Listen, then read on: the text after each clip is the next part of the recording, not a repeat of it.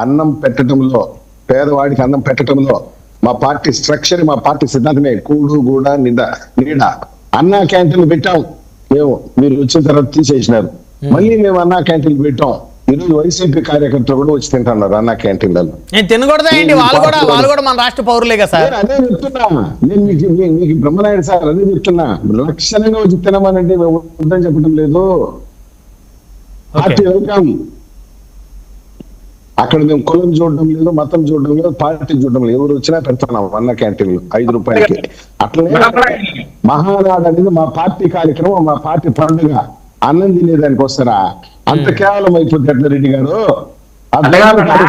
మీకే మీ మాటలో ఆ దురహంకారం కనిపిస్తుంది లేదా? అన్నం తినేదానికి వస్తారు తెలుగుదేశం కార్యకర్తలు. మేమైనా అన్నం తింటాం, కష్టపడతాం, అన్నం తింటాం. మీరు మంది సొమ్ము తింటారే కాదు. ఇంకా మీరు కొన్ని వెళ్ళలేదు. సప్తగిరి ప్రసాద్ గారు చల్లగా బీర్లు అని కూడా అన్నారు చిన్నప్పరెడ్డి గారు. బీర్లు చీప్ లిక్కర్ 3,500 కోట్ల రూపాయలు దోచుకుని సార్ వైసీపీ హయాంలోనూ బీర్లు అమ్మినారు, ఈ హయాంలోనూ బీర్లు అమ్మినారు.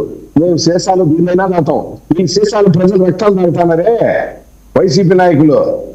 ప్రజలు రక్తం తాగినారు కదా 5 సంవత్సరాలు. జైలుకు కూడా పోయినారు కదా. మిథున్ రెడ్డి పోయినాడు, భాస్కర్ రెడ్డి పోయినాడు. వీళ్ళంతా కూడా వైఎస్ కృష్ణమోహన్ రెడ్డి, ధనంజయ రెడ్డి వీళ్ళంతా జైలు స్వతంత్ర పోరాటం చేసిపోయినారా? చీప్ లిక్కర్ అమ్మి ప్రజలు రక్తం తాగి మా మహిళల మాంగళ్యంతో చెలగాటమాడే కదా పోయిండు జైలుకే.